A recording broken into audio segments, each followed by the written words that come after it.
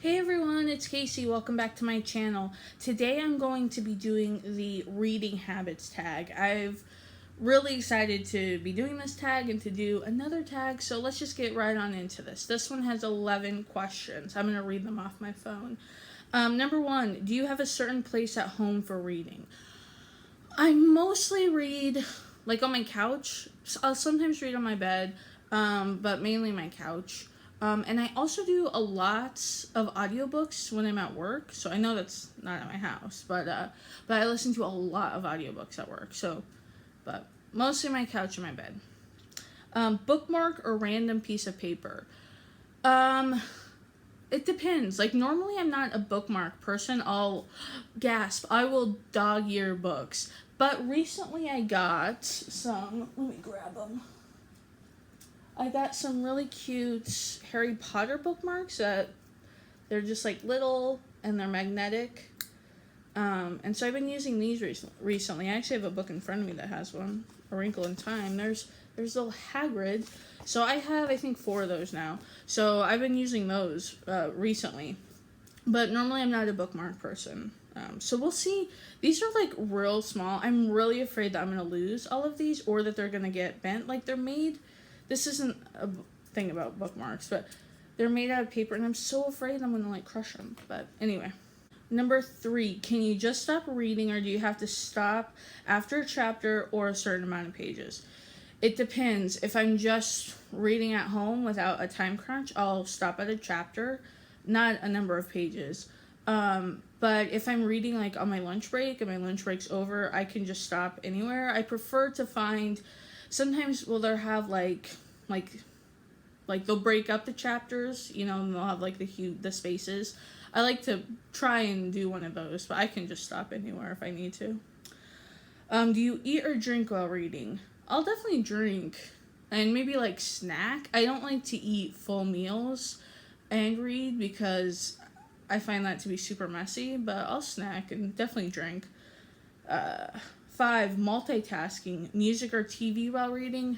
No, I can't do either. In college, I used to be able to, I would have to have music on in order to study, but now I can't have music on and read or anything, and definitely not the TV. Unless it's like during commercials, I can read, you know, but if it's a TV show that I actually want to like halfway pay attention to, I can't do both of them. Number 6, one book at a time or several at once. So I can definitely do a physical book and an audiobook at the same time and do those, but normally I don't like to have more than one physical book like up at a time. But sometimes I will. Like I've had A Wrinkle in Time for like 3 weeks that I'm halfway through and haven't read anymore. So most of the time I'm just a one book person. Number 7, reading at home or everywhere.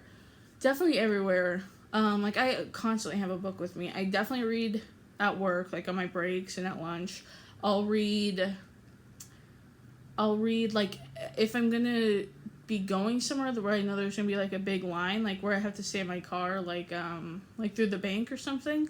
I'll have a book out and be reading. But like if I'm at Target waiting in line at the checkout line, I'm not gonna pull out my book or anything. I'll pull out my phone and get on Facebook. Number 8, reading out loud or silently in your head. Definitely silently in my head. Sometimes if it's like a sentence that's confusing, I'll read it out loud. Or if it's maybe like a good sentence, but normally it's in my head. Unless it's confusing and then I have to read it out loud. Number 9, do you read ahead or even skip pages? No, like I don't even like when you like flip through a book and you're like you can see words. I don't like to be spoiled like that.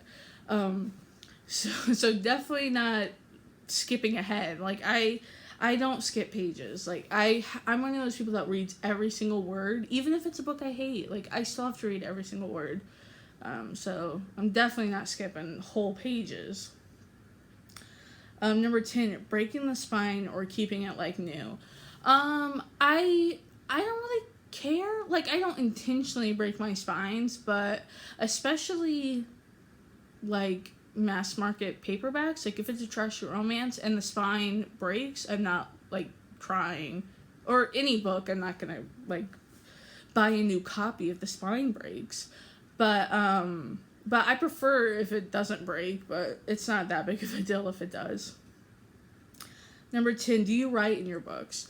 No, the last book I wrote in was actually O Pioneers by Willa Cather, and I underlined a couple of passages that I found to be like exceptionally beautiful.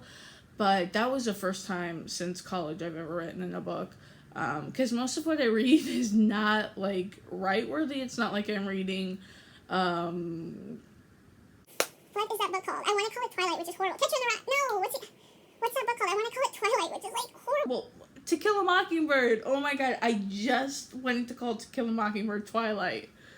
What is wrong with me? But anyway, my point was, it's not like I'm reading To Kill a Mockingbird every week. Like, what I read is, it's kind of not garbage, but like it's not philosophical, any of the romances I read, or even the YA contemporaries.